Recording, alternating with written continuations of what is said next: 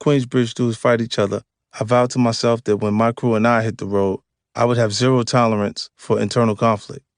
I knew that if I couldn't control my own people, there would be a pretty low ceiling to how high I could build my brand.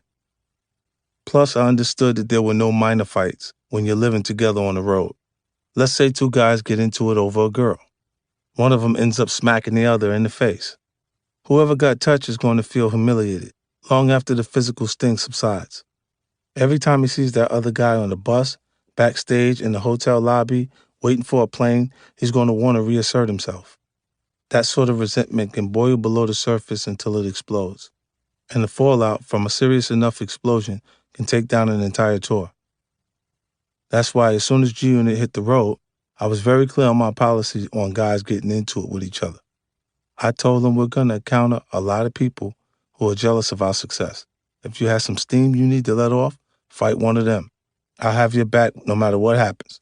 Shit, I'll have your back if you end up punching some random stranger in the face. But if any of you guys fight each other, you're going home the next day, period. For a while, everyone obeyed my edict. Yes, there were moments when it looked like something might pop off, but I was always quick to remind the would-be combatants, I'm not playing, you're going home if you step to them. Then, in the quieter moments, I would pull guys to the side and explain my motives. I wasn't trying to police them, just trying to help them win. We're trying to build something with G-Unit, I say. This tour and the attention it's going to create are going to be the building blocks for something special. But if those blocks keep shifting, whatever we're trying to build will come crashing down. Then we're going to be back on the corner, instead of out here eating lobster and staying in nice hotels and meeting girls in every city. That little pep talk would usually get through to people, and I didn't have to send anyone home. That is, until we got to Philadelphia. The problem started with Michelin Ness, the legendary Philadelphia sports clothing company, sent some complimentary throwback jerseys to our hotel. This was the era when Michelin Ness jerseys were basically the official uniform for hip-hop. Everyone wanted to be seen in one, and some of the rare editions were worth thousands of dollars. Even though the shirts were meant for me, the package ended up in the hands of a guy named Marcus, who was our tour manager. He knew I always buy my own clothes, so he decided to take a couple of the jerseys for himself. He felt that since he was the tour manager, they were some of the spoils he was entitled to.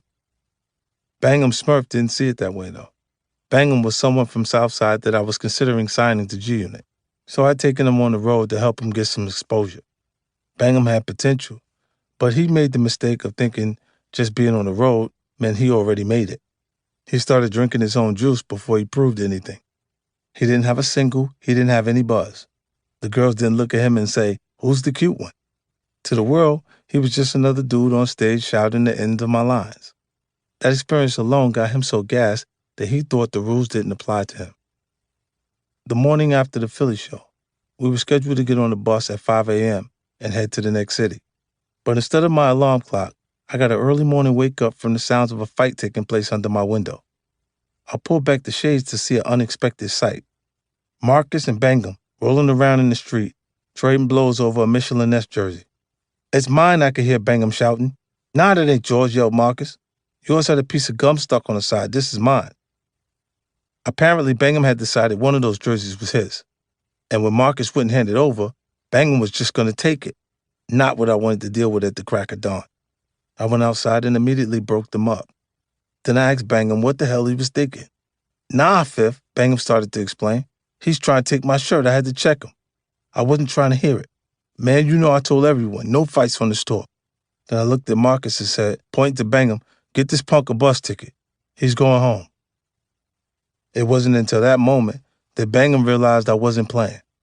When I said zero tolerance, I meant zero. If you're going to maintain control of your team, you must make people respect the repercussions, even if it means ending a relationship. So Bangham got sent home right then and there.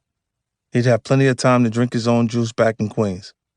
Bangham thought he was bigger than the crew, but it turned out he didn't know how to move on his own.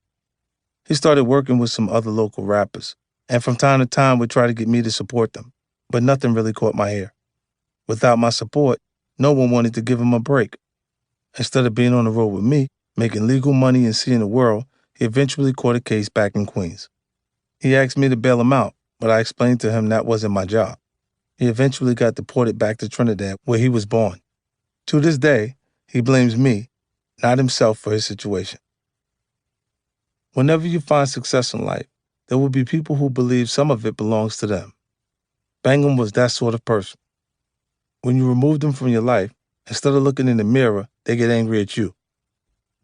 If I had let Bangham slide with a warning, I would have lost my authority.